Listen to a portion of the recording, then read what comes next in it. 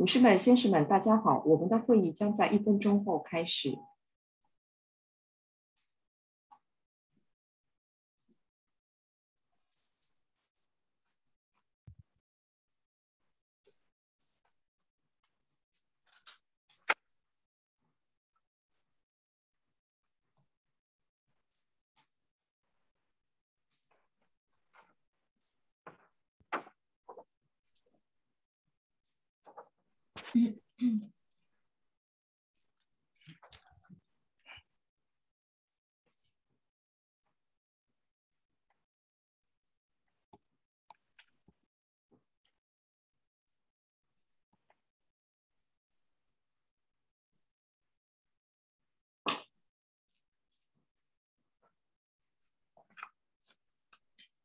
那我们现在就开始正式我们的线上研讨会。各位领导、企业家、女士们、先生们，大家好，我是法国驻华大使馆商务投资处韩志云，很荣幸今天作为主持人参与此次在线研讨会，电商欧洲市场增值税，法国在大改革中半年左右。本次的会议主讲呢是为法语，并伴有普通话同声翻译，所以呢，请需要听中文翻译的参会者，请在 Zoom 页面的底部有一个翻译的按钮，可以选择中文的声道。另外呢，如果是在会议当中有任何问题，也可以点击底部的问答按钮罗列你们的问题，我们会在会议的最后的问答环节给大家解答。那我们现在研讨会正式开始。首先呢，我们有请法国商务投资处投资参赞阿德琳达·杜昂女士致开幕词。有请阿德琳达。谢谢 Julienne. Mesdames, Messieurs, bonjour à toutes et à tous. Nous sommes ravis de vous accueillir aussi nombreux aujourd'hui sur ce webinaire consacré à l'évolution de la réglementation européenne douanière et fiscale qui s'applique au e-commerce. Je remercie nos 3 partenaires pour leur mobilisation et leur implication sur ce sujet essentiel aux côtés de Business France, le cabinet CMS Francis Lefebvre, les douanes françaises ainsi que le groupe Aéroports de Paris. Les interventions successives de nos panélistes donneront aux entreprises chinoises connectées aujourd'hui toutes les clés pour mieux comprendre la réforme qui entrera en vigueur dans quelques jours, le 1er juillet prochain. Je profite de cette occasion pour diffuser une très courte vidéo réalisée par Business France qui présente le bilan 2020 des investissements internationaux. Parce que pour la 2e année consécutive, la France reste le premier pays d'accueil des investissements étrangers en Europe, devant le Royaume-Uni et l'Allemagne. Donc, dans ce contexte inédit que l'on connaît tous, la France a su faire preuve de résilience et les investisseurs ont maintenu leur confiance en le site France. Donc, comme en 2019, la Chine conserve la première place des investisseurs asiatiques en France, avec 53 projets concrétisés en 2020, qui ont généré ou maintenu près de 1700 emplois, soit un quart de plus qu'en 2019. Je vous souhaite un excellent séminaire et nous nous tenons bien entendu à votre disposition à la fin de cette séquence pour répondre à vos questions. Merci de votre attention, bon événement et nous pouvons lancer la petite vidéo. Merci à tous.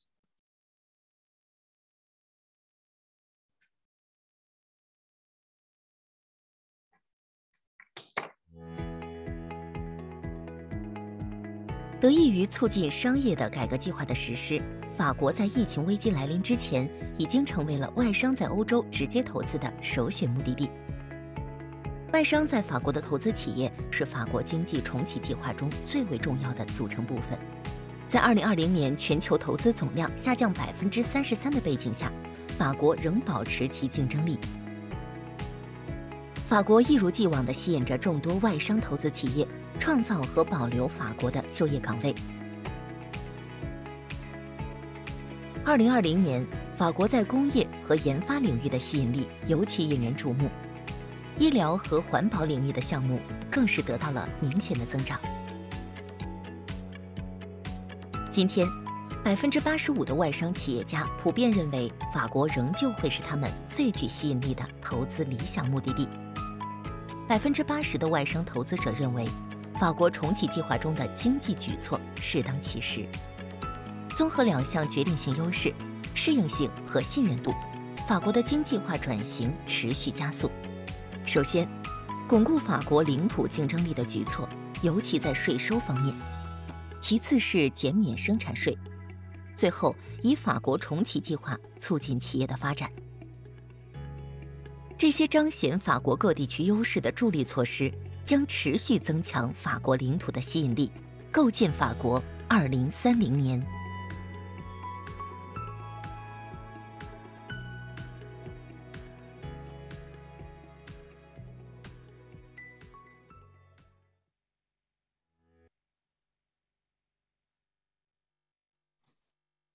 非常感谢阿德丽娜的致辞。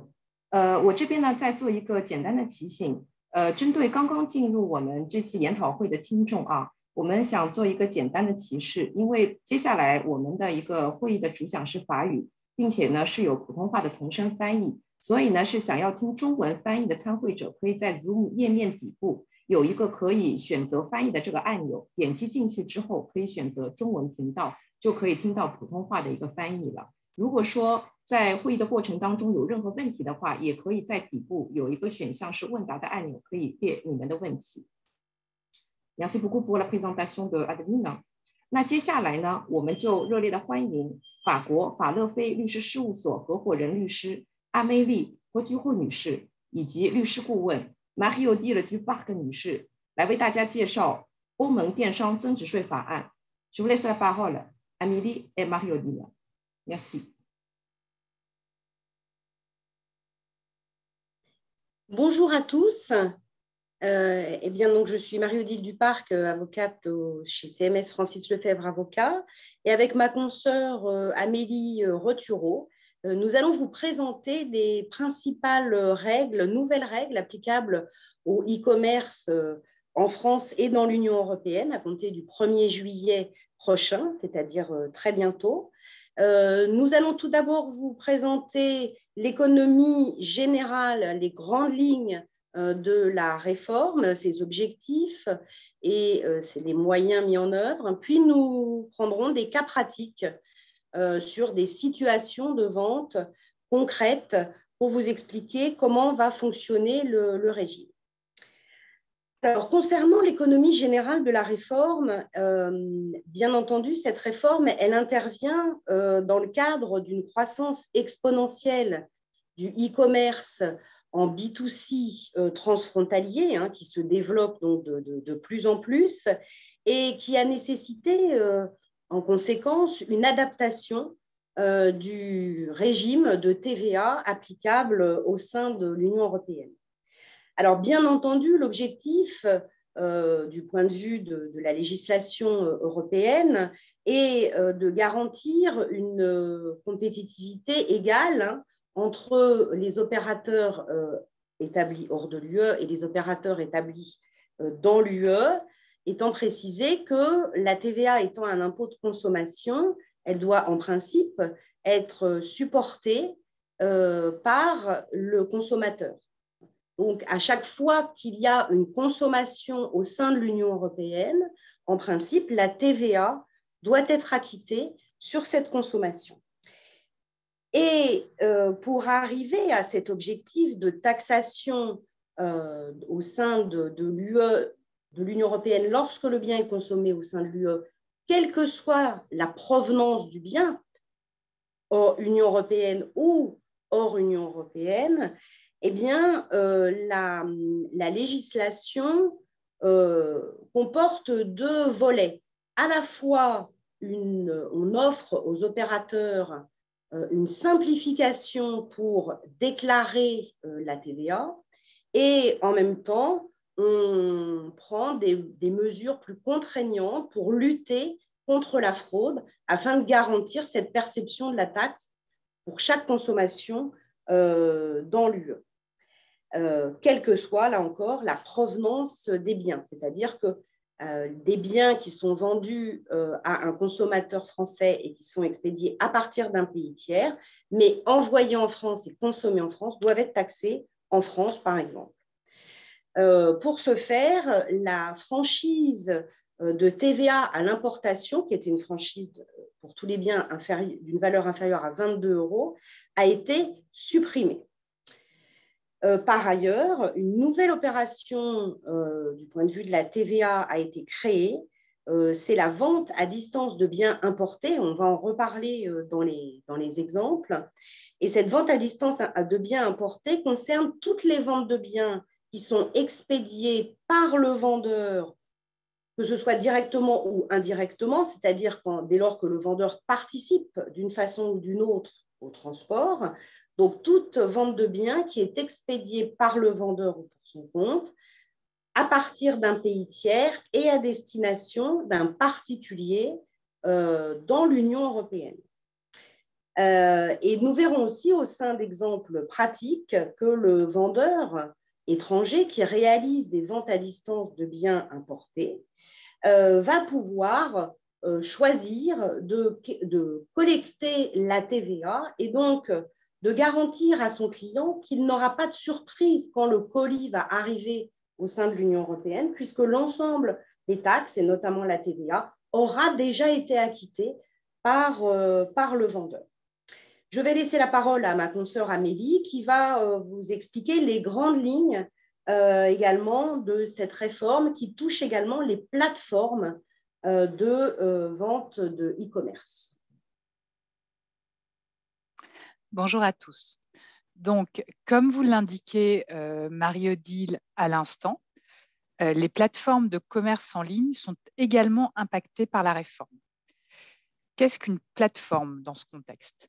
Il s'agit de tout assujetti qui facilite par l'intervention d'une interface électronique la vente de biens d'un professionnel à un particulier, donc en B2C. Dans certains cas, nous verrons que la plateforme sera réputée acquérir et revendre elle-même les biens au client final. On crée en fait une fiction d'achat-revente par la plateforme. Elle sera ainsi responsable de la déclaration et du paiement de la TVA. Dans ce contexte, les plateformes devraient revoir leurs conditions contractuelles afin de pouvoir prélever le montant de la TVA directement sur le prix payé par le client par leur intermédiaire. Alors, dans quel cas va-t-on avoir cette implication des plateformes? C'est en pratique dans deux situations. La première est celle dans laquelle vous avez des biens qui sont vendus à partir de l'UE, à partir de l'Union européenne, par une entreprise non établie dans l'Union européenne. Donc, c'est un flux à l'intérieur de l'Union européenne qui est réalisé par une entreprise non établie dans l'Union européenne. C'est la première hypothèse. La seconde hypothèse est celle dans laquelle les biens vendus sont importés en provenance d'un État tiers dans un envoi dont la valeur intrinsèque est inférieure à 150 €, quel que soit le lieu d'établissement du vendeur. Donc, cette hypothèse est celle dans laquelle vous avez des biens qui arrivent d'un pays tiers à l'Union européenne pour être livrés dans l'Union européenne, dont la valeur intrinsèque est inférieure à 150 € et dont la vente est facilitée par une plateforme. Alors, je m'arrête quelques instants sur la valeur de 150 € mentionnée juste avant. Cette valeur correspond à la valeur hors taxe du colis. Donc, c'est bien l'envoi qui est pris en compte, à l'exclusion des frais de transport et d'assurance, sauf si ces frais sont compris dans le prix et ne sont pas indiqués séparément sur la facture, et à l'exclusion évidemment de toute taxe et imposition, notamment la TVA. Donc 150 €, c'est la valeur hors taxe de l'envoi. Outre cette réglementation qui résulte des règles communautaires, en France, la plateforme devient redevable de la TVA pour toutes les ventes à distance de biens importés qu'elle facilite vers la France. Ce point sera abordé dans quelques instants par la Direction générale des douanes et des droits indirects. Enfin, et comme vous l'a indiqué Marie-Odile Duparc juste avant, ces changements s'accompagnent également d'une simplification des formalités pour déclarer et payer en un seul point la TVA due dans tous les États membres de l'Union européenne où se trouvent les consommateurs. Ce point unique est en fait deux guichets. Un premier guichet dit One Stop Shop OSS, qui concerne toutes les ventes à distance intracommunautaires de biens, qu'elles soient réalisées par un assujetti établi dans l'Union européenne ou en dehors de l'Union européenne. Donc, ce premier guichet OSS, régime UE, ce sont les ventes de biens au sein de l'Union européenne. Et le deuxième guichet, dit IOSS, pour Import One Stop Shop, concerne la déclaration et le paiement de la TVA relative aux ventes à distance de biens importés et donc les biens en provenance d'un pays hors de l'Union européenne lorsqu'elle porte sur des envois d'une valeur intrinsèque inférieure ou égale à 150 €. Voilà pour ce que nous souhaitions vous dire comme présentation en fait générale de la réforme. Et je vais maintenant passer la parole à Marie-Odile Duparc qui va vous présenter le premier cas d'application de ces nouvelles règles. Marie-Odile, c'est à toi. Oui, alors le premier cas, en réalité les deux premiers cas, concernent une hypothèse dans laquelle le vendeur, donc le vendeur établi en Chine, dispose d'un stock de biens dans l'Union européenne, c'est-à-dire que les biens ont préalablement fait l'objet d'une importation pour pouvoir livrer plus rapidement les clients, par exemple. Et donc, ils sont déjà dans l'Union européenne au moment où ils sont achetés par le client. Et dans un premier temps, nous allons regarder l'hypothèse dans laquelle le vendeur vend directement au client. C'est-à-dire, il n'y a pas d'intervention d'une plateforme, il y a bien un client qui va acheter directement sur le site Internet, par exemple, du vendeur chinois. Mais les biens sont dans l'Union européenne. Dans ce cas, le vendeur réalise une vente à distance intracommunautaire de biens. Et dans ce cas-là, dès lors que le bien est consommé en France, par exemple, dans notre exemple, et donc expédié à un acquéreur français, c'est toujours la TVA du pays de livraison qu'il va devoir appliquer.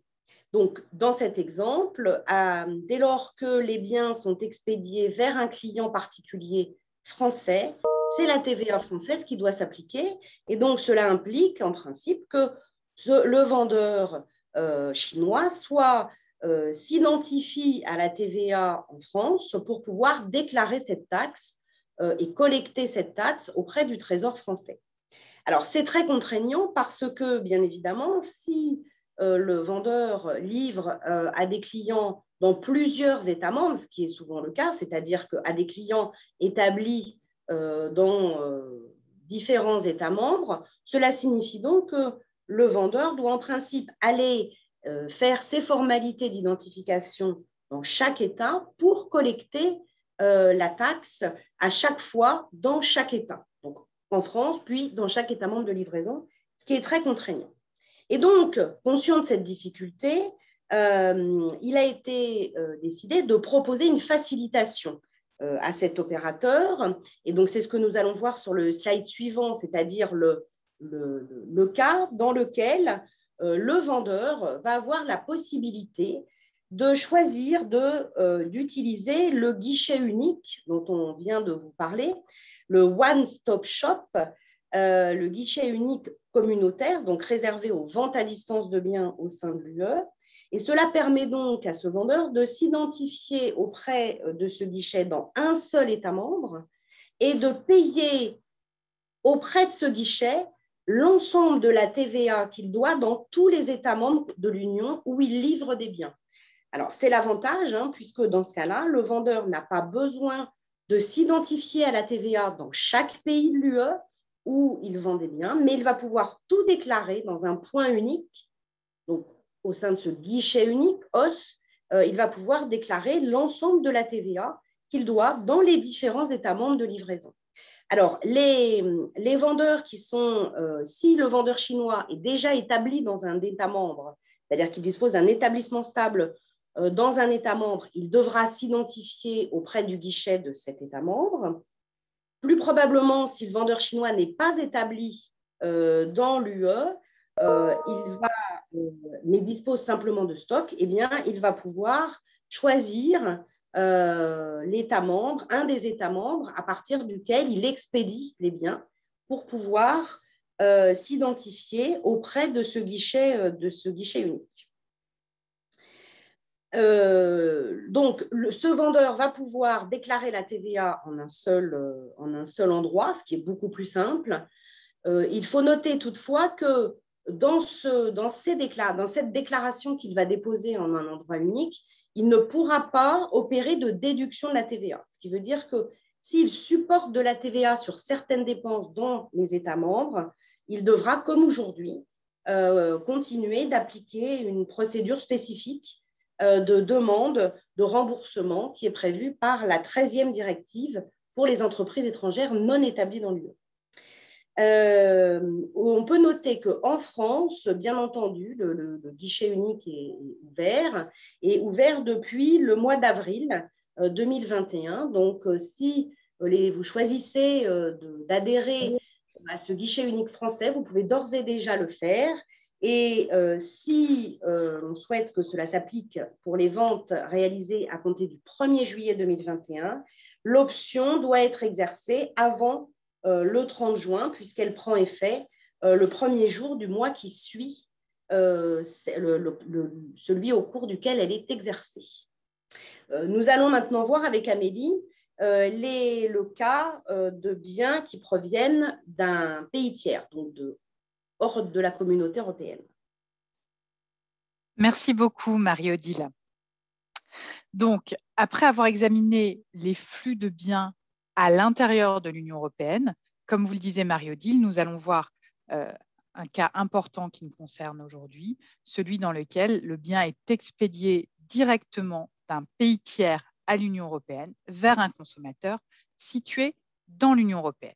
Nous verrons deux situations, ce qui se passe à défaut d'action particulière du vendeur, et nous examinerons ensuite la possibilité pour le vendeur d'opter pour le guichet unique de l'Import One Stop Shop IOSS. Alors, quelle est la situation que nous visons ici? Nous sommes dans l'hypothèse de la vente directe, par exemple par un vendeur chinois, à un client français de biens expédiés à partir d'un État tiers. Le consommateur est désigné comme importateur sur les documents douaniers de l'importation qui a lieu en France. Dans cette hypothèse, la TVA à l'importation est en principe due par le consommateur. En règle générale, cette TVA est réclamée au consommateur par le fret expressiste ou par le transporteur, et le cas échéant vont s'appliquer des droits de douane et des frais supplémentaires, souvent des frais de gestion pour rémunérer finalement le travail de collecte par le transporteur. Ces coûts supplémentaires sont susceptibles de générer une mauvaise expérience client. Ce dernier ne s'attendant pas forcément à devoir payer quelque chose en plus du prix affiché sur le site du vendeur. Il peut être effectivement un peu déconcertant d'avoir payé un prix sur un site Internet pour l'achat d'un bien et finalement de se voir réclamer a posteriori des montants supplémentaires. En outre, à compter du 1er juillet 2021, on peut s'attendre à des contrôles douaniers plus systématiques, notamment du fait de la suppression de la franchise de 22 €. Ces contrôles peuvent évidemment conduire à des délais de livraison allongés et cela peut également altérer l'expérience client qui mettra plus de temps donc, à recevoir son colis. Alors, comment offrir une meilleure expérience aux clients? La première solution, ce serait pour le vendeur de se désigner comme importateur sur les documents douaniers d'importation en France. C'est alors lui qui va gérer lui-même ses obligations TVA et douane. L'autre solution, pour les biens d'une valeur intrinsèque inférieure ou égale à 150 €, qui est également le seuil applicable pour l'exonération des droits de douane, le vendeur peut, pour faciliter ses démarches, opter pour l'utilisation du guichet unique IOSS, guichet d'importation, afin d'éviter de devoir s'immatriculer à la TVA et souscrire des déclarations de TVA dans tous les États membres où il réalise des importations. Et donc, c'est le fonctionnement de ce guichet unique à l'importation que nous allons voir désormais dans le schéma numéro 4. Merci. Alors, nous sommes toujours dans le même contexte que celui que nous évoquions à l'instant, donc la vente directe par un vendeur chinois à un client français de biens d'une valeur intrinsèque inférieure ou égale à 150 €, expédié à partir d'un État tiers, mais cette fois-ci, nous prenons l'hypothèse que le vendeur a opté pour l'Import One Stop Shop, IOSS. Comment ça va se passer dans ce cas-là? Eh bien, dans cette hypothèse, la TVA est due sur la vente réalisée en France, mais elle va pouvoir être déclarée et payée via le guichet IOSS pour toutes les ventes de biens importés dans l'Union européenne. Donc, on a une vente à un consommateur qui est livré en France qui va être soumise à la TVA au moment de la vente. Par contre, l'importation des marchandises en France est exonérée de TVA. Et donc, on aura sans doute un passage en douane accéléré. En cas d'option, comment ça va se passer? Comment va se passer ce passage en douane? Le numéro IOSS du vendeur devra figurer sur la déclaration d'importation et sera contrôlé par les douanes. Et c'est donc ce numéro qui va permettre d'identifier les colis et de faciliter leur passage en douane, puisqu'il n'y aura plus au moment de l'importation de TVA à l'importation à payer. Les déclarations souscrites via l'OSS permettent aux vendeurs de déclarer la TVA, toute la TVA due dans chaque État membre de livraison, et ce sont des déclarations mensuelles. La TVA est portée sur la déclaration souscrite au titre du mois du paiement de la TVA, de la vente. Comme pour le guichet OSS, si le vendeur supporte de la TVA sur des dépenses dans l'UE, s'il a donc de la TVA potentiellement déductible, il doit faire des demandes de remboursement dans chacun des États membres de l'Union européenne concernés. En fait, ce nouveau système de guichet unique, il permet de faciliter les démarches et formalités administratives incombant aux vendeurs au titre des ventes à distance de biens importés. À noter que l'option pour le guichet IOSS peut d'ores et déjà être exercée en France pour une application à compter du 1er juillet 2021. Et l'intérêt de l'option pour ce guichet, outre la facilité de déclaration et la garantie en fait d'une bonne expérience client, c'est justement ce passage en douane des biens qui sera accéléré, et donc pour garantir aux clients un délai de livraison raisonnable et prévisible. Je vais maintenant passer la parole à Marie-Odile qui va vous exposer ce qui se passe lorsqu'une plateforme intervient et facilite la transaction. Merci. En effet, un des points forts de la réforme est et que les législateurs communautaires a souhaité responsabiliser les plateformes qui facilitent toutes ces opérations, toutes ces ventes transfrontalières B2C. Et donc, ce qui a été prévu, c'est que, comme on vous l'a dit tout à l'heure, dans certains cas, dans certaines hypothèses, et on va voir deux exemples, dans certaines hypothèses, la plateforme est censée, du point de vue de la TVA, et uniquement du point de vue de la TVA, on va faire comme si la plateforme achetait les biens auprès du vendeur et les revendait aux clients. Alors, c'est une fiction, dans les cas où elle s'applique, ce sera une fiction qui est donc uniquement applicable au regard de la TVA.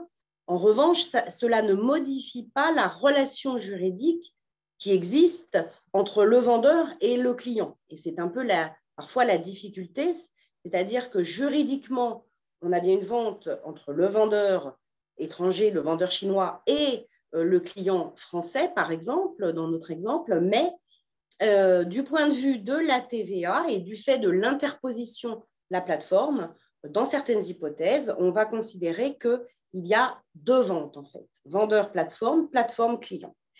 Donc, dans la première hypothèse dans laquelle cela va jouer, c'est lorsque la plateforme facilite une vente à distance intracommunautaire, donc une vente de biens au sein de l'Union européenne, réalisée par un vendeur qui n'est pas établi dans l'Union européenne. Par exemple, un vendeur chinois. Donc, dans cette hypothèse, si un consommateur français achète les biens de ce vendeur chinois via une plateforme et que les biens sont livrés à partir de l'Union européenne parce que le vendeur a déjà constitué préalablement un stock de biens dans un État membre, eh bien, on va considérer que la vente, entre guillemets, la vente pour les besoins de la TVA du vendeur vers la plateforme, elle est exonérée.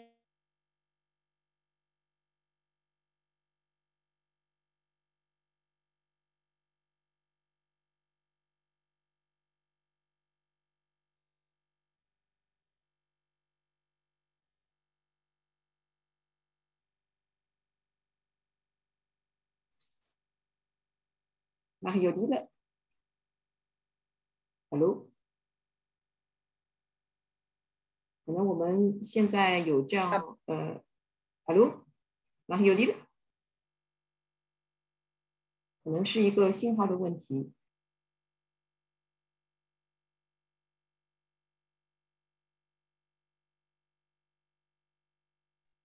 Voilà. Excusez-moi, je crois que j'ai été déconnectée. Donc, je vous disais que la plateforme va devoir collecter la TVA dans tous les États membres où sont livrés les biens, donc par exemple en France.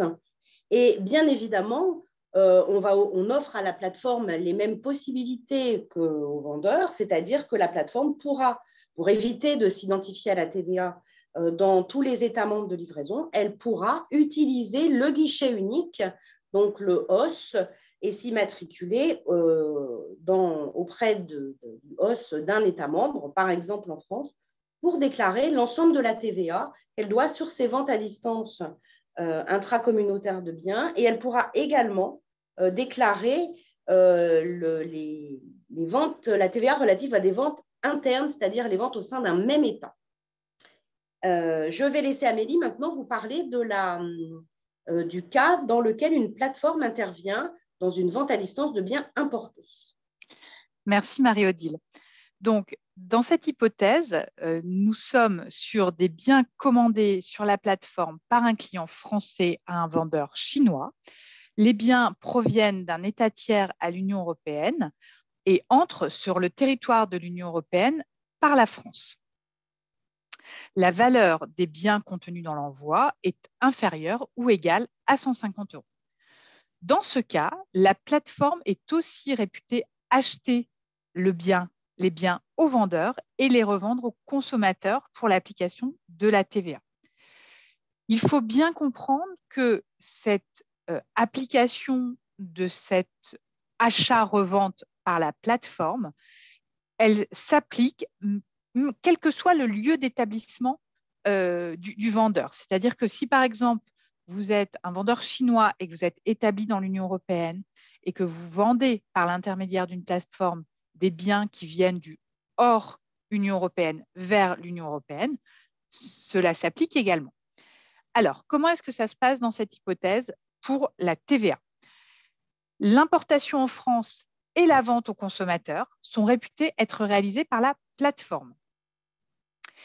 Et nous avons pris l'option. Donc, si la plateforme a opté pour l'IOSS, donc pour le Import One Stop Shop, et que son numéro d'identification IOSS figure sur le colis, le passage en douane est facilité, la TVA est payée en une seule fois au titre de cette transaction au moment de la vente et l'importation est exonérée.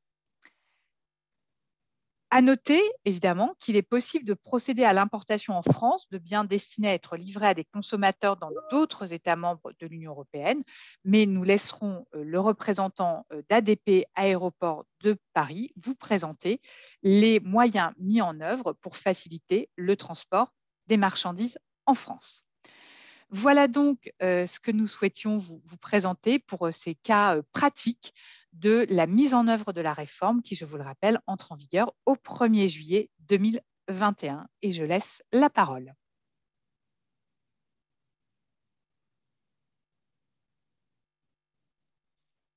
Merci beaucoup Amélie et Marie-Odile pour vos présentations très intéressantes.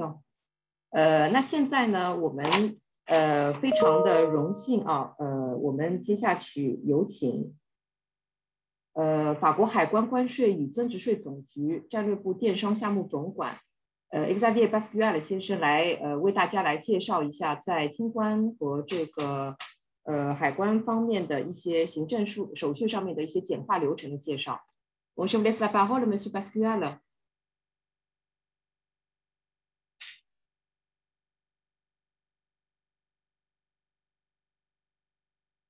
Monsieur Pascual, est-ce que vous pouvez activer vos sons, s'il vous plaît?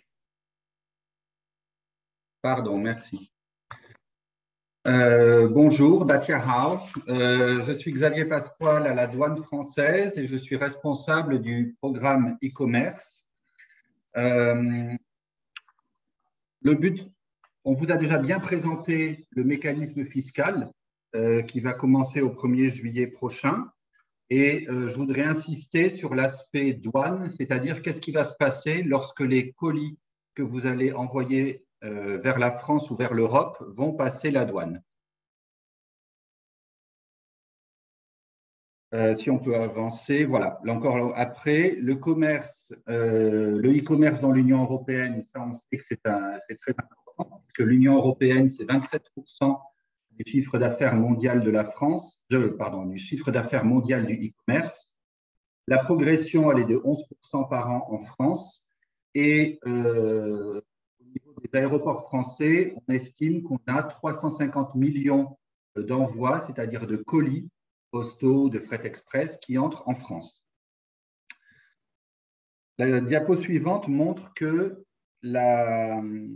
tous ces envois postaux et ces envois internationaux de fret express, aujourd'hui, la douane en fait ne les connaît pas beaucoup, tout simplement parce que les règles fiscales et douanières sur les marchandises de fret express, de fret postal datent de 1993 et elles sont déconnectées de la réalité du commerce. C'est-à-dire que il y a encore 20 ou 30 ans, on n'imaginait pas qu'avec un petit paquet postal, on puisse faire du commerce. Et donc, il n'y avait pas de déclaration en douane et donc il n'y avait pas de taxation. Or, aujourd'hui, on voit que c'est totalement différent.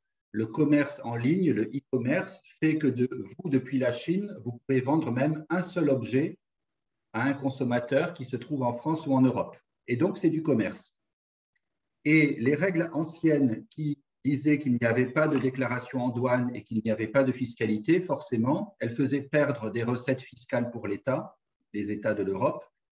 Ça fait aussi que la douane ne connaissait pas ces marchandises et on sait aussi que malgré tout, dans les envois, il y a aussi des marchandises qui peuvent être dangereuses, des marchandises interdites qui peuvent être envoyées par des personnes pas honnêtes. Mais on veut aussi, ce qu'on a voulu aussi dans ces règles, c'est que tous les acteurs du e-commerce puissent avoir des règles douanières et fiscales qui facilitent malgré tout les échanges. C'est-à-dire qu'on veut que ce commerce en ligne, il permette d'avoir une concurrence équitable entre toutes les formes de commerce, c'est-à-dire que les commerçants européens en ligne, les commerçants chinois, les commerçants américains, tout le monde connaisse les mêmes règles vis-à-vis de la douane et de l'administration fiscale. Le consommateur européen, il faut qu'il ait aussi que les produits qu'il achète soient traités de la même façon. Et il faut que les e-commerçants, même hors d'Europe, puissent avoir un accès facilité à l'ensemble du marché européen. Donc, je vais passer ensuite très rapidement. Vous savez que si vous avez fait du commerce, le commerce traditionnel international, c'est des grands volumes de marchandises, des conteneurs qui prennent l'avion, qui prennent le bateau et qui sont traités par des professionnels du dédouanement.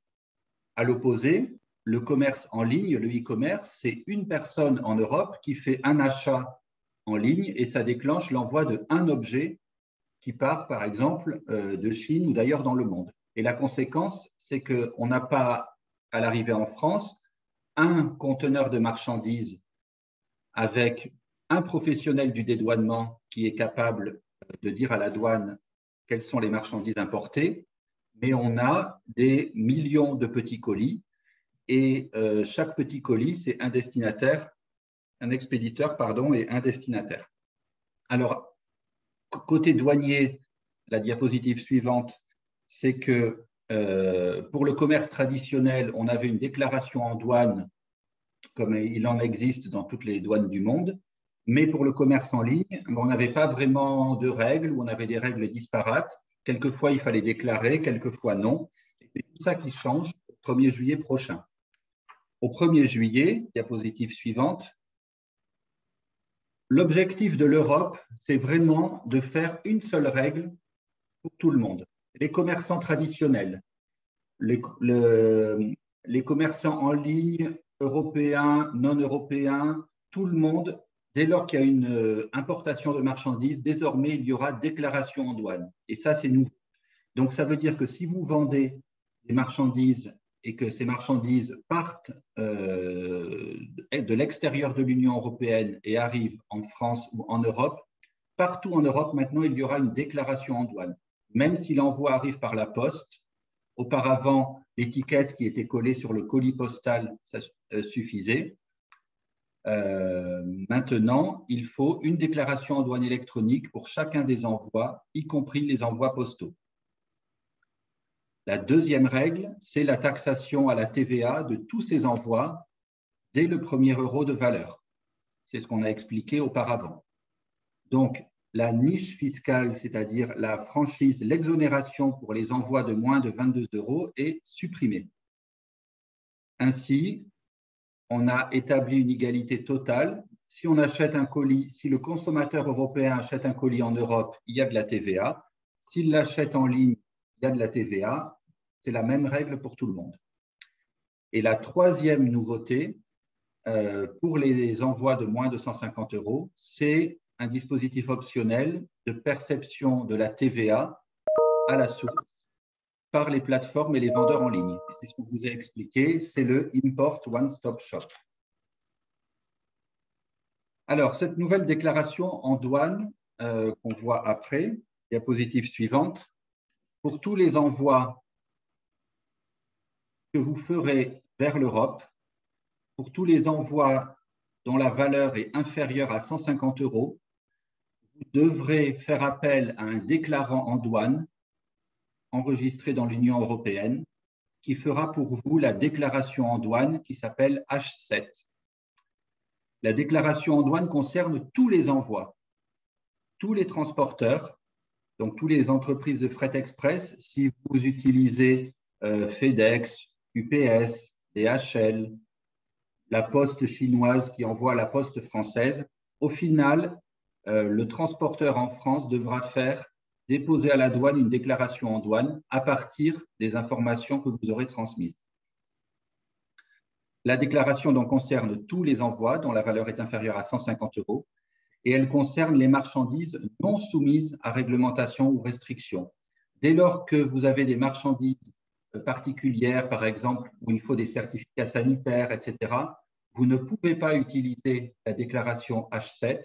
Vous devrez utiliser la déclaration en douane normale, qui est la déclaration appelée H1 et qui comprend 80 données. Pour continuer, alors, il y a deux schémas qui reprennent ce qu'on a déjà vu auparavant avec les intervenants précédents. À la diapositive suivante, la suivante encore, pardon. On va voir que pour nous, douane française, on considère que les nouvelles règles que l'on va appliquer au commerce que vous pratiquez, on a à la fois créé des choses qui sont peut-être plus compliquées pour vous et un peu pénalisantes, c'est-à-dire la taxation à la TVA, mais on apporte aussi la solution pour que tout cela soit facile. Et la solution, c'est l'enregistrement à Import One Stop Shop. Le schéma que vous voyez ici, ça correspond à ce qu'on a vu auparavant. Quand vous faites une vente en ligne à un client européen, vous, vendeur ou plateforme, vous pouvez collecter la TVA auprès du client au moment de la vente. C'est l'étape 2. Et vous transmettez votre numéro IOSS à votre déclarant en douane en Europe. C'est l'étape 3.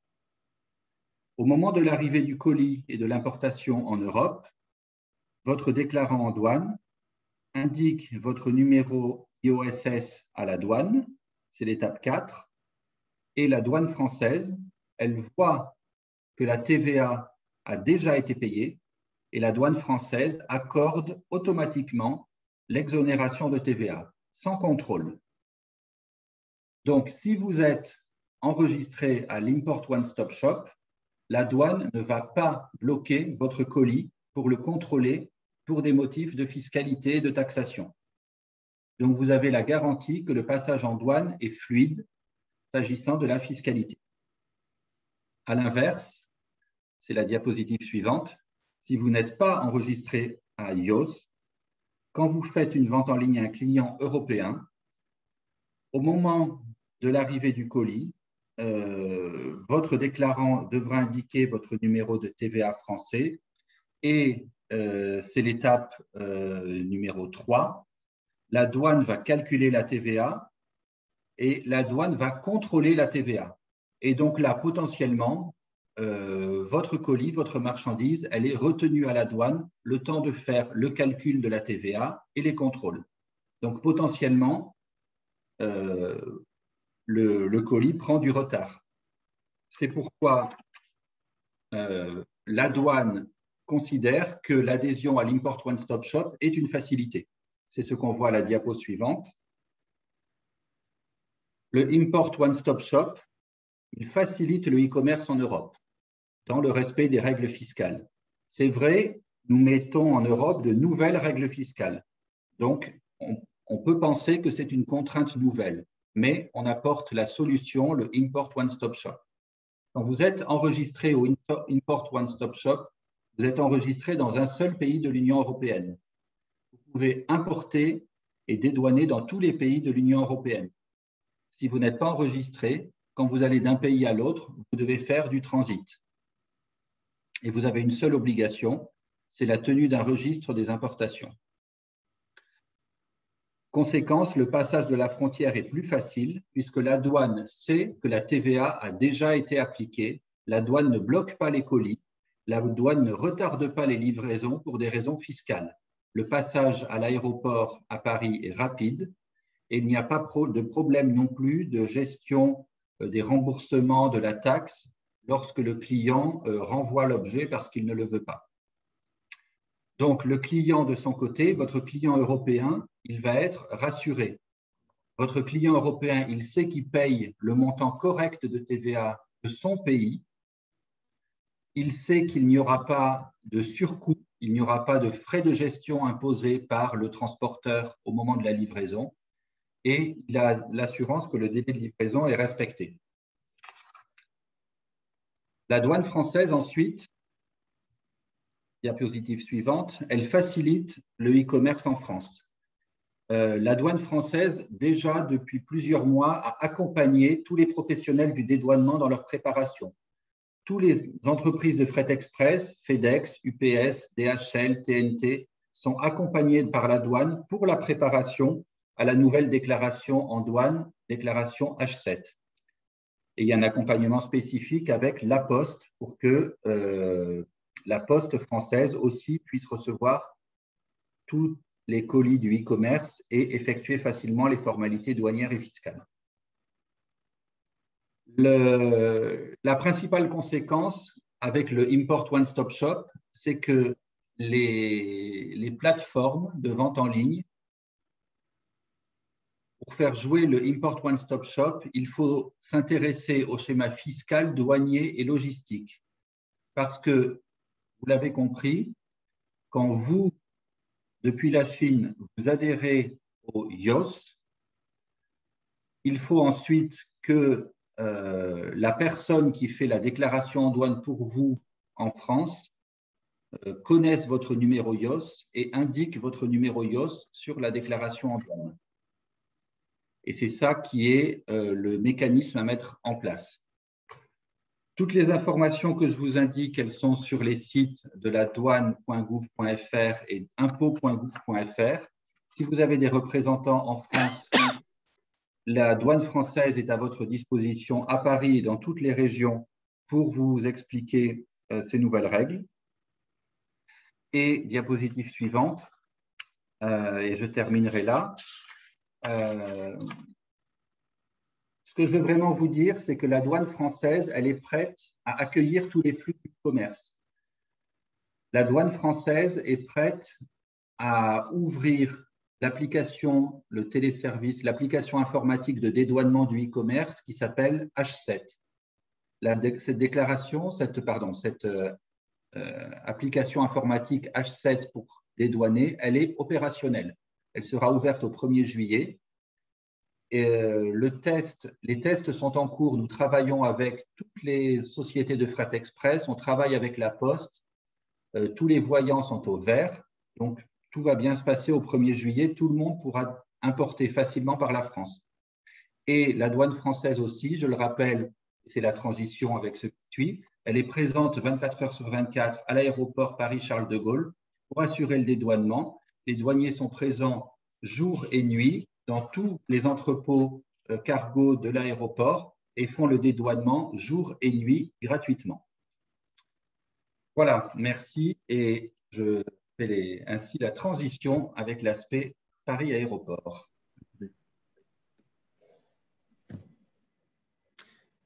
Bonjour mesdames et messieurs, je suis Édouard Mathieu, je suis le directeur du développement de l'aéroport Paris-Charles de Gaulle. Vous avez vu les évolutions fiscales à venir, les évolutions douanières à venir, et nous allons maintenant rapidement vous présenter pourquoi Paris-Charles de Gaulle, première plateforme européenne à la fois en nombre de passagers et en tonnage cargo opéré, est sans doute la meilleure plateforme pour accueillir vos flux dans ce nouveau contexte juridique et fiscal. Rapidement, le groupe Aéroports de Paris est un groupe international implanté sur tous les continents et opérant une trentaine d'aéroports de par le monde, avec une expertise dans de nombreux métiers, dont bien entendu dans l'activité cargo. On peut passer à la slide suivante. Comme je l'indiquais, le groupe ADP avant crise était le premier aéroport européen en termes de tonnage opéré, en nombre d'acteurs implantés sur la plateforme, nous allons le voir par la suite, et en capacité aéroportuaire, à la fois immobilière, les entrepôts pour accueillir vos marchandises, et aéroportuaire pur, le nombre de pistes, le nombre de terminaux et les capacités à avoir des flux en croissance. On peut passer à la slide suivante. Paris-Charles de Gaulle est le plus grand aéroport en taille, en nombre d'hectares physiques, et donc avec la plus grande réserve de croissance sur tout le panel des aéroports européens. Nous avons la capacité de traiter 3,5 millions de tonnes par an en vision ultime. Et aujourd'hui, nous traitons environ 2 millions de tonnes. Donc, vous voyez la capacité de progression qui est encore celle de nos installations. Nous avons 4 pistes. Elles fonctionnent en H24, toutes J7, J365. Et l'ensemble des capacités totales permettrait une augmentation des vols d'environ 150 à 200 000 mouvements aériens supplémentaires par an. Aujourd'hui, nous en opérons 500 000. On peut aller à la suite. No voice. Attends, on dit qu'il n'y a pas de voix. Excusez-moi, Monsieur Mathieu, je me permets de vous interrompre. Je pense qu'il y a un petit problème de traduction. Voilà, ah. je me permets en fait de... Pas de problème. Voilà. J'attends votre tour. Juste quelques secondes. Voilà, merci beaucoup. C'est bon?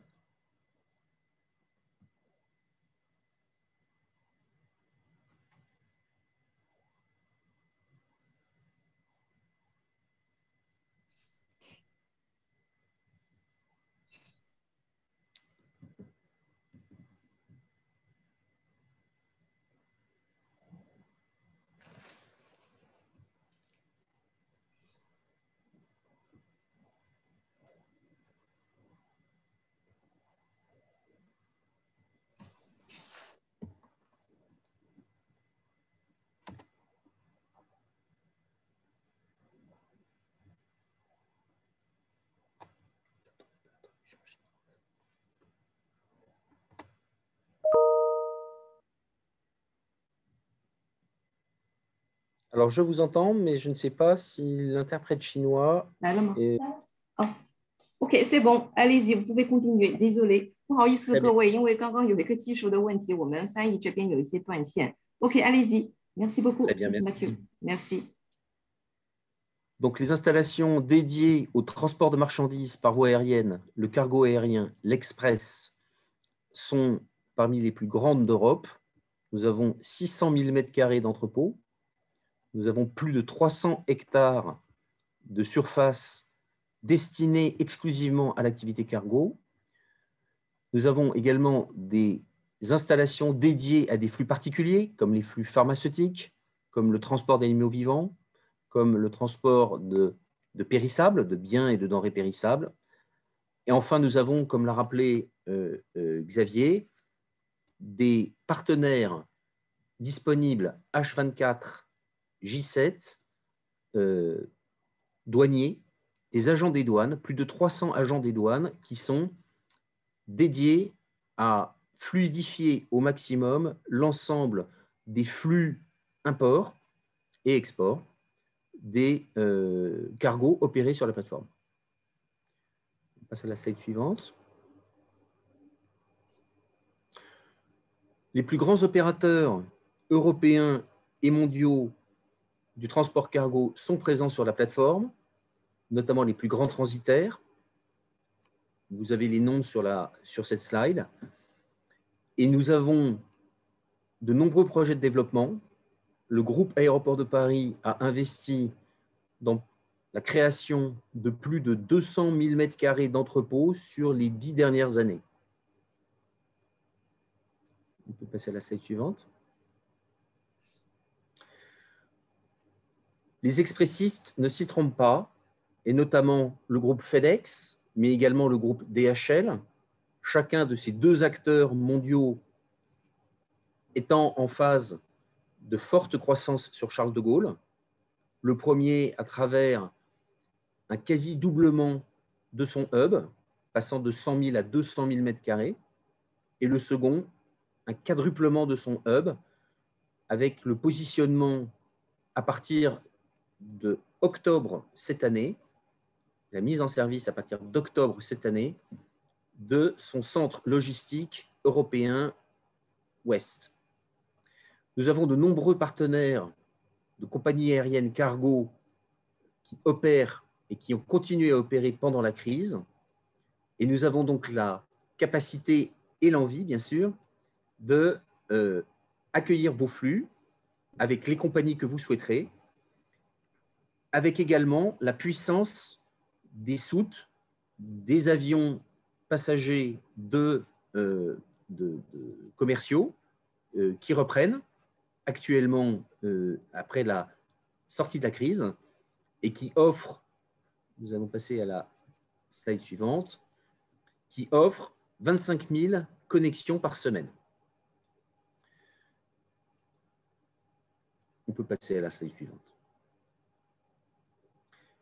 Surtout, le point le plus important est que Paris-Charles de Gaulle est l'aéroport qui est implanté dans la zone, dans le bassin de consommation le plus dense d'Europe, avec non pas 2, mais 20, il y a une erreur sur la slide, 20 millions de consommateurs présents dans un rayon de 100 à 150 km autour de Paris-Charles de Gaulle, accessible en moins de 2 heures, et avec évidemment une empreinte environnementale inférieure à celle des autres aéroports européens, puisque le camionnage est inférieur.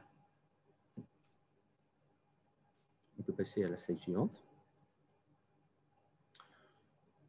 Encore à la slide suivante, nous avons vu ces éléments. Enfin, l'aéroport Paris-Charles de Gaulle, c'est évidemment une infrastructure, mais c'est surtout une communauté d'acteurs qui tous travaillent pour développer et fluidifier le transport de marchandises par voie aérienne et qui sont mobilisés en H24, J7, comme sur les mêmes horaires que ceux de l'aéroport pour fluidifier ce transport de marchandises. Ce sont 40 000 emplois directs, 150 000 emplois indirects, c'est comme je le disais, une disposition et une mobilisation des équipes douanières remarquables à votre disposition, avec des équipes opérationnelles aéroportuaires qui sont à votre écoute. Je vous remercie. Merci beaucoup. Merci beaucoup encore une fois à Monsieur Pascual et Monsieur Mathieu pour vos présentations très enrichissantes。我们这边再次感谢刚刚为我们发言的2位专家一位是那个法国海关关税与增值税总局战略部的电商项目主管Monsieur Pascual 先生，另外一位我们刚刚就是听到他非常精彩介绍了法国巴黎机场他是专门负责这个客户与合作关系发展总监 Monsieur Mathieu 先生，非常感谢他们的精彩的一个介绍。那我们接下去呢，我们最后的一个在提问之前的一个环节，我们有请法国的法勒菲律师事务所高级顾问律师以及负责中国部中国事务的主管胡星宇先生，最后为大家简单的介绍一下法勒菲律师事务所简单的一个概况，有请。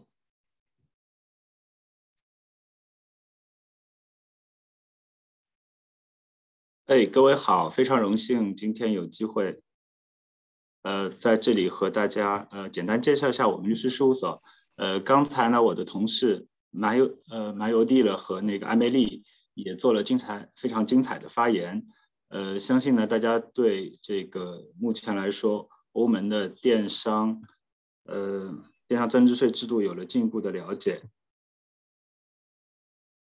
CMS Francis Lefebvre 法勒菲律师事务所呢，是法国最大的综合性商务法律律师事务所之一。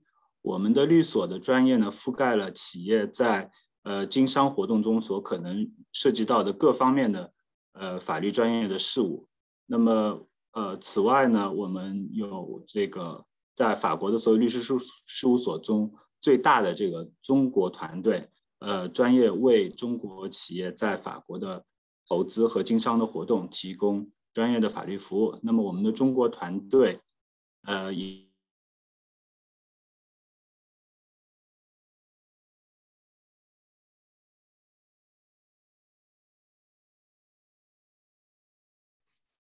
Hello， 新宇你在吗 ？Hello，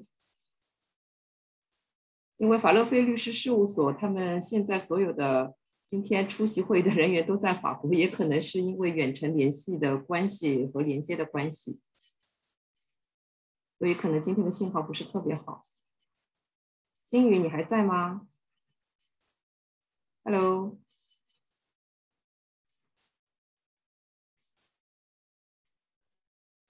新宇。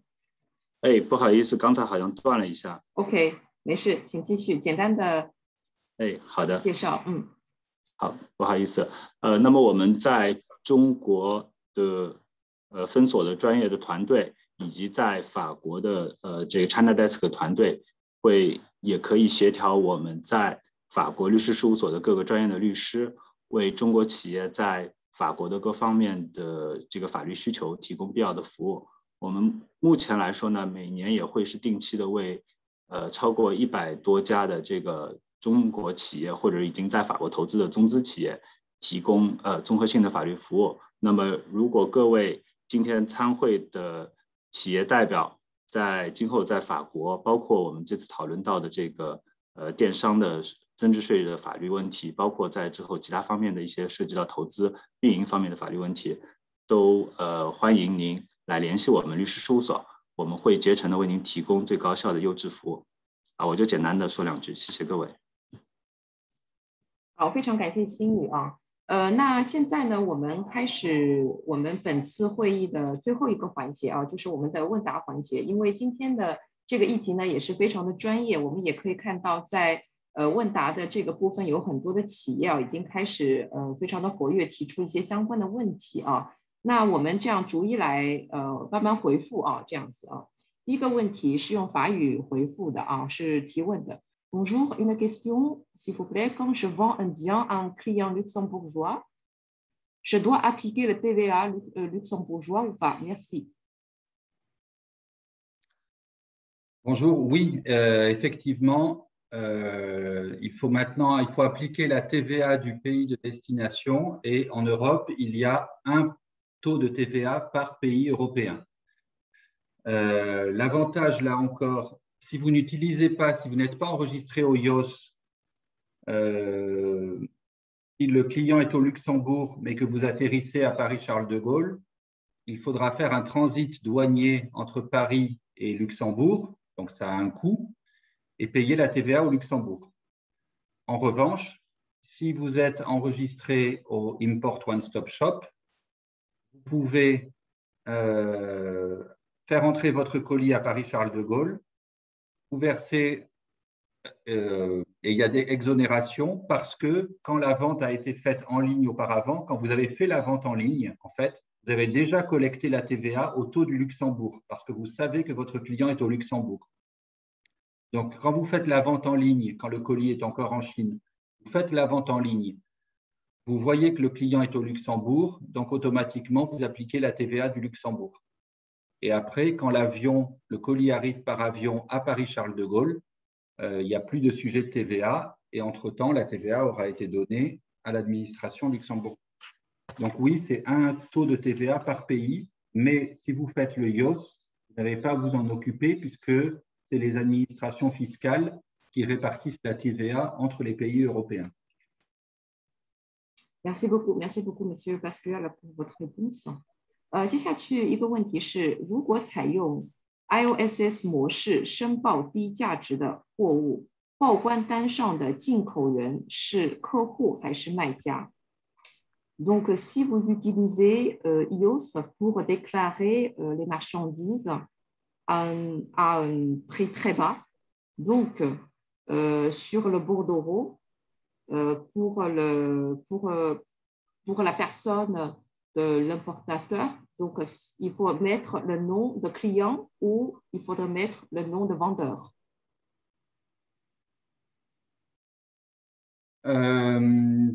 Sur la déclaration d'importation, il faut écrire le destinataire.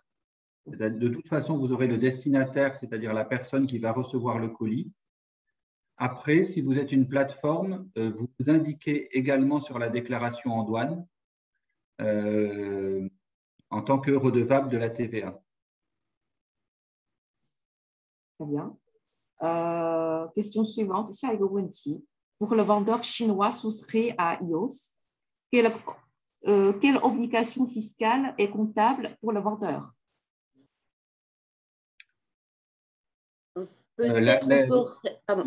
Oui, voilà, allez-y peut-être. Moi, je serai là. Ouais. Non, en fait, juste pour l'immatriculation, l'identification à l'IOSS, le vendeur établi hors de l'Union européenne devra, dans la plupart des cas, désigner un représentant qui est responsable et qui fera les démarches, les formalités pour le vendeur. Un petit peu comme un représentant fiscal. Hein. On connaît déjà cette méthode dans l'UE et notamment en France. Et le représentant fera les déclarations et bien évidemment, en fonction des informations qui lui seront communiquées par le vendeur chinois ou la plateforme, si elle est également établie hors de l'UE. Et donc, il y aura des registres à conserver pour pouvoir justifier des flux et des ventes déclarées en cas de contrôle de l'administration fiscale. Bien, merci. 下一个问题, la question suivante, pourquoi la limite de 150 €? Parce qu'on teste le dispositif pour l'instant, parce que en vérité, pour l'instant, on a parlé de la TVA, mais on n'a pas parlé des droits de douane. À l'importation à l'Union européenne, pour le e-commerce, il y a une franchise de droits de douane à 150 €. C'est-à-dire que quand la valeur de la marchandise importée est inférieure à 150 €, elle est exonérée de droits de douane. Au-delà de 150 €, il y a du droit de douane. Donc, pour l'instant, on a essayé un dispositif simplifié avec la déclaration en douane simplifiée, déclaration H7. On essaye le IOS et on va voir si ça marche. Et si ça marche, effectivement, ça fait partie des projets de la Commission européenne, peut-être d'envisager un mécanisme comme le IOS pour les plus de 150 €. Donc, ça voudrait dire qu'on fait aussi, pas seulement la TVA, mais aussi les droits de douane dans ce dispositif. Donc, ça devient plus compliqué. Ça veut dire qu'il faut prendre les produits aussi qui sont soumis à contrôle sanitaire, les produits soumis à normes techniques.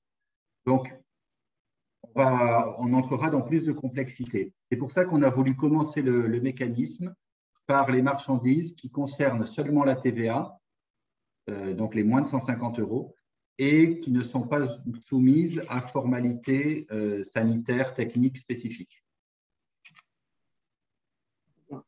今天我们的问题挺多的，也挺具体的。La question suivante, mon numéro IOS, même s'il n'est pas public a priori, peut être piraté. Comment vont être gérées les fraudes si quelqu'un utilise mon numéro IOS pour faire passer ses propres colis aux douanes? Je ne veux pas avoir à payer la TVA pour un colis de quelqu'un qui utilise mon numéro IOS à mon insu. Oui, c'est vrai. Je comprends. Il faut mettre tous les processus en interne pour faire en sorte que le numéro IOS reste confidentiel.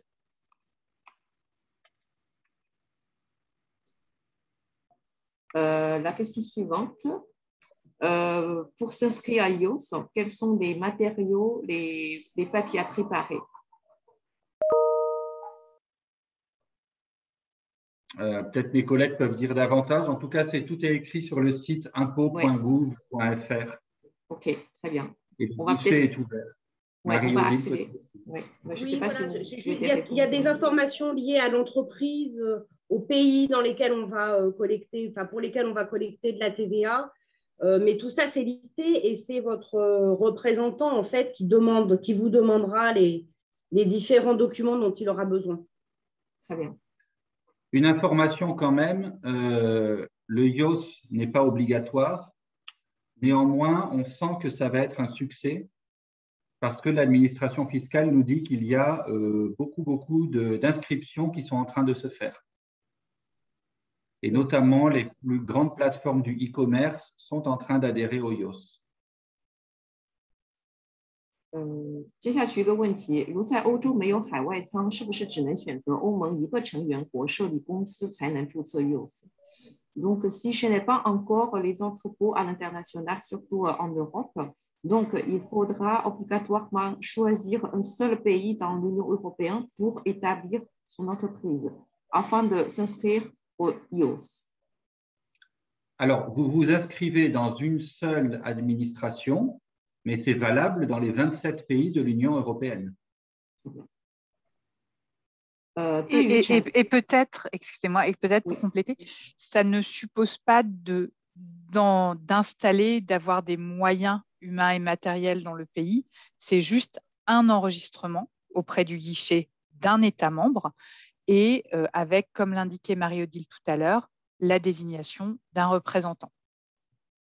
Voilà, vous faites une immatriculation dans un État membre, vous avez un représentant fiscal, mais après, physiquement, vous utilisez les entrepôts de l'aéroport Paris-Charles de Gaulle, par exemple. Vous avez à Paris-Charles de Gaulle des sociétés de handling, des prestataires qui assurent toute la logistique. Vous n'avez pas besoin d'avoir du personnel, des employés de logistique à vous en France. Il y a toutes les infrastructures justement à Charles de Gaulle pour.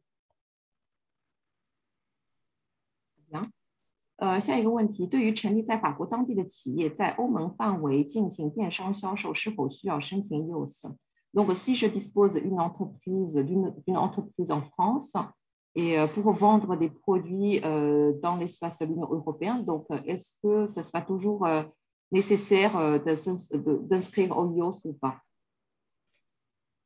Alors, l'inscription au IOS est toujours facultative. Mais elle est aussi pour les flux intracommunautaires, elle est vivement conseillée parce que du fait de la disparition des seuils par État membre, et d'un seuil global de 10 000 euros, mais global, hein, donc qui sera tout le temps atteint, le vendeur devra donc en principe collecter la TVA dans tous les États membres de livraison, donc potentiellement dans 27 États, ce qui veut dire que c'est très lourd. Hein. Donc le HOS offre quand même une possibilité très intéressante, mais reste optionnel. Simplement, lorsqu'on a opté pour le IOS, ça va concerner toutes les opérations. On ne peut pas choisir en fonction des différents états d'arrivée. Merci beaucoup。接下去的一个问题，这个 IOS 新政是否只是用于中国直发货物到法国 C 端的情况？它是不是适合在法国有海外仓的卖家？如果有一个很大的卖家，他的货物由中国直接小包裹到法国，那他的退货如何处理？如果退回到中国，是否可以拿回关税的增值税？如果他集中了很大的一批退货后，集装箱退回中国，是否可以拿回关税增值税？这个问题主要还是关于退货的情况。Donc, il y a deux questions. Donc, première question, c'est que est-ce que la mesure IOS s'applique aux produits chinois importés depuis la Chine vers la France pour vendre aux consommateurs privés? Est-ce que cette réglementation s'applique également aux vendeurs qui disposent des entrepôts en France? Ça, c'est la première question. La deuxième question, si un grand vendeur chinois, ces produits en fait seront envoyés de Chine vers la France dans un petit colis. Donc, pour le retour de colis, comment il peut faire? Si le colis est retourné en Chine, est-ce que ce sera possible de récupérer la TVA? Donc, s'il s'agit d'un grand colis dans un conteneur, ce sera toujours possible de récupérer la TVA. Alors oui, en fait, dès lors que, vous savez, la douane, c'est physique, hein. Dès lors que le colis va de Chine en France, il est soumis aux obligations douanières et donc à la TVA à l'importation aussi. Et si la personne a adhéré au IOS, donc la TVA aura été collectée en amont et il n'y aura pas de difficulté au passage frontière. Dans tous les cas, en tout cas, la TVA, elle est payée quand le produit entre en France. S'il y a un retour, puisqu'on sait par exemple que beaucoup de personnes achètent 2 paires de chaussures avec 2 pointures différentes, et puis on essaye les 2 et on en retourne une. En tout cas, dès qu'il y a des retours de colis, puisqu'il y a eu de la taxation à l'entrée, oui, il y a un droit au remboursement de la TVA si on renvoie le colis. Si on est dans le système traditionnel hors du IOS, ça va être compliqué parce qu'il va falloir demander à son transporteur ou demander à la douane le remboursement de la TVA. Et donc, c'est un formulaire papier. À l'inverse, si vous avez travaillé, fait cette importation dans le cadre du IOS, ce sera juste un jeu d'écriture qui apparaîtra dans le registre que vous tenez et que vous adressez tous les mois à l'administration fiscale. Donc, comme vous aurez eu exonération pour la douane, vous aurez eu exonération à l'importation en France, ben, il n'y aura rien à rembourser à l'exportation au retour. Je ne sais pas si j'ai été très clair. En tout cas, si vous adhérez au IOS, le remboursement de la TVA, il sera, j'allais dire, automatiquement par un jeu d'écriture dans ce que vous allez mettre sur le registre. En revanche, si vous n'êtes pas au IOS, vous avez payé effectivement le droit de douane au moment de l'importation, la TVA, pardon, au moment de l'importation, et vous devrez faire un formulaire pour obtenir le remboursement, donc ça va être compliqué. Très bien, merci. La question suivante. Par rapport aux autres pays dans l'Union européenne, quels sont les avantages les plus importants de choisir la France comme le point d'entrée? Merci. Alors, dans l'ordre, on a le marché français. Enfin, en entrant en France, vous avez accès à tout le marché européen. Et tout le marché, tous les consommateurs européens sont, on le voyait dans la présentation du Paris Aéroport, dans un rayon de 2 heures autour de Paris, vous avez l'essentiel des consommateurs européens. votre avion, il arrive dans un aéroport Charles de Gaulle qui est ouvert 24 heures sur 24. Peut-être que Édouard Mathieu peut développer, mais il n'y a pas beaucoup en Europe qui font ça, si que j'en sais. Oui, tout à fait. Là, pour répondre à la question, il y a déjà une question de capacité, de mobilisation et surtout de réserve de croissance. Vous pouvez passer par d'autres aéroports européens aujourd'hui. Certains le font certainement. La vraie question à se poser, c'est combien de temps allez-vous pouvoir passer par d'autres aéroports européens au regard de la croissance de vos flux? Et il y a des questions capacitaires, il y a des questions de bassin d'emploi, puisque, comme l'expliquait Xavier Pasquale, les opérateurs sur place sont présents et travaillent H24 pour processer vos flux. Mais encore faut-il avoir un bassin d'emploi suffisant pour assurer la croissance de ces opérations logistiques au sol. Donc voilà, la première des réponses, c'est à la fois la capacité de réserve, de croissance, d'accueil d'avions, d'accueil des installations sur des entrepôts dimensionnés et d'emplois qualifiés qui vous permettent d'être certain que la croissance de vos prochaines années sera opérée. Et enfin, la rapidité, évidemment, des flux hors de la plateforme aéroportuaire et la rapidité d'accès au marché de consommation.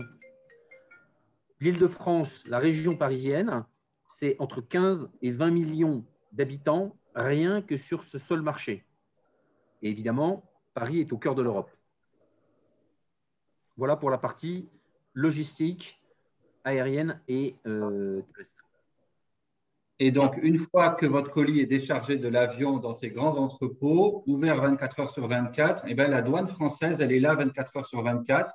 L'essentiel du trafic cargo, il est la nuit. Et nous avons des douaniers dédiés qui travaillent la nuit à faire toutes les opérations de dédouanement. Vraiment, notre but, c'est le même que celui que les transporteurs de fret express. À la fin de la nuit, à 4 ou 5 heures du matin, il n'y a plus un seul colis dans les entrepôts à Charles de Gaulle. Les douaniers ont tout vérifié, les colis ont pu tous partir pour être livrés au client final dans la journée. Bien. Et dernière chose importante, je ne devrais pas forcément le dire, mais on a construit en France un nouveau outil de dédouanement, que je vous ai appelé le Delta H7, pour traiter les nouvelles déclarations en douane. Les nouvelles obligations de déclaration et de taxation, elles s'appliquent dans tous les pays d'Europe. Et toutes les douanes européennes devaient construire un outil informatique pour que les importateurs puissent déposer les déclarations en douane. La France est prête et la douane française a déjà mis à disposition cet outil et les tests ont commencé avec les grands transporteurs. Il y a d'autres aéroports, d'autres pays en Europe où les douanes ne sont plus prêtes et n'ont pas l'outil de dédouanement au rendez-vous, ce qui fait que les importations au 1er juillet vont être plus compliquées. Merci beaucoup pour vos réponses très intéressantes.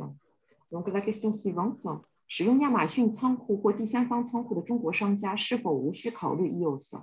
Donc, pour des marchands chinois, si ils utilisent l'entrepôt d'Amazon ou un autre entrepôt tertiaire, est-ce que ce sera possible de ne pas utiliser EOS? Alors, je vais me permettre de prendre cette question.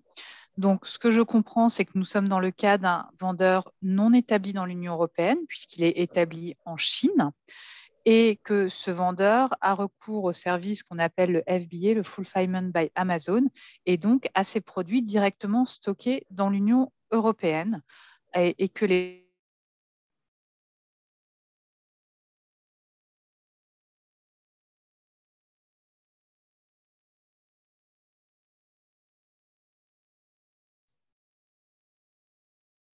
Amélie, on ne vous entend plus.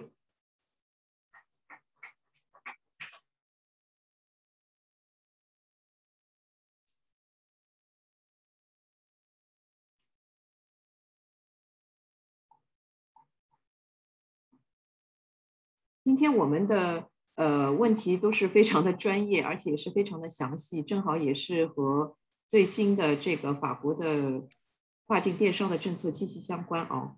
Amélie? Oui, toutes mes excuses, j'ai des petits problèmes de connexion. Donc, je ne sais pas à quel moment cela a coupé.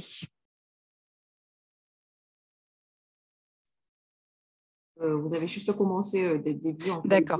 Donc l'hypothèse d'un vendeur chinois qui a recours au fulfillment by Amazon et qui a ses produits qui sont déjà stockés dans l'Union européenne pour être expédiés plus rapidement vers les consommateurs.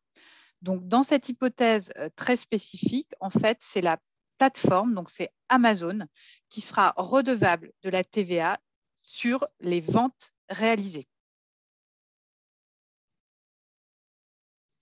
Donc, ce ne sera pas le vendeur chinois. Donc, encore une petite question. 请问150欧是指单个产品的价值，还是一整个包裹？ Donc, on disait 150 euros, ça veut dire en fait, ça c'est la valeur d'un seul produit ou c'est la valeur d'un paquet? C'est la valeur du seul produit, ce qu'on appelle la valeur intrinsèque.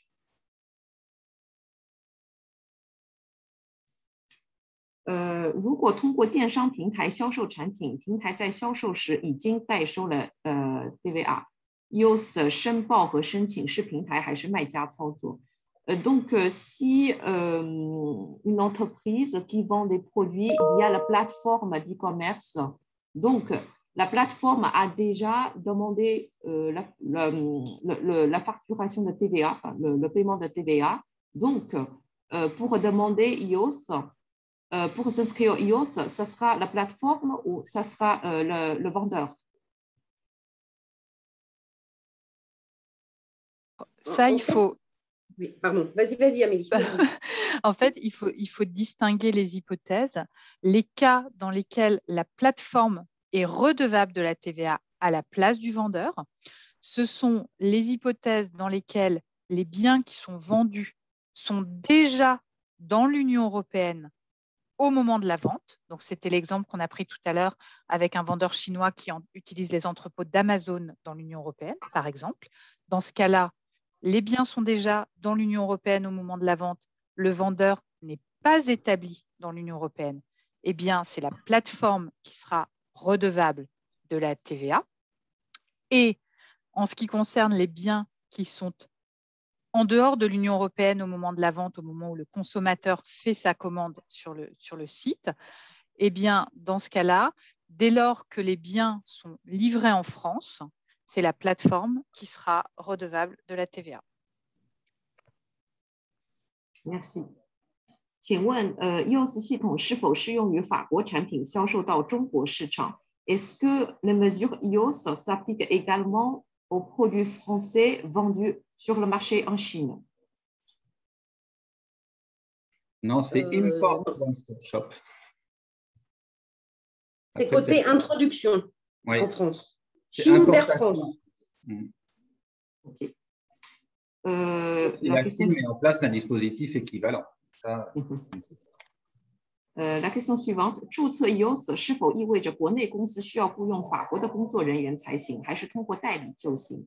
Donc, si on aimerait bien s'inscrire à EOS, c'est-à-dire que pour les sociétés chinoises, il faudra recruter des employés français ou pas, ou on pourra passer par un intermédiaire pour la réalisation. Oui, comme on l'a dit tout à l'heure, on n'a pas besoin de créer un établissement, une présence d'entrepôt, de personnel. Hein. On peut utiliser le représentant, l'intermédiaire qui sera notre représentant pour les formalités IOS et à qui on transmettra les informations pour effectuer les déclarations. Bien. La question suivante. Bonjour, je voudrais savoir si le nouveau dispositif aura un impact sur la déclaration DEB, déclaration d'échange de biens, et CA3 à partir du 1er juillet, s'il vous plaît. Merci. Alors, effectivement, les nouveaux régimes vont avoir des impacts sur les déclarations de TVA et sur la DEB. C'est un sujet qui pourrait être un peu long à expliquer. Je pense que ce qu'il faut vraiment garder à l'esprit comme principe, c'est que si votre société opte pour l'OSS, donc le guichet dans l'UE, ou opte pour l'IOSS, les impacts sont beaucoup plus limités puisque vos opérations vont être déclarées par l'intermédiaire des guichets. Donc forcément, comme c'est déclaré par l'intermédiaire des guichets, eh bien, ça n'aura pas à être déclaré en déclaration de TVA. Et lorsqu'il y a une option pour l'OSS, les obligations en matière de DEB, de déclaration intrastat, sont fortement allégées, voire disparaissent. Donc, c'est lié au guichet. La question de savoir si l'entreprise souscrit ou non aux 2 guichets. Très bien, merci. La question suivante, 150欧元以上的货品不能注册 IOSS， 怎么支付税务？ Donc, pour les marchands de valeur supérieure de 150 €, on ne peut pas s'inscrire à IOSS. Dans ce cas-là, comment on pourra payer les taxes?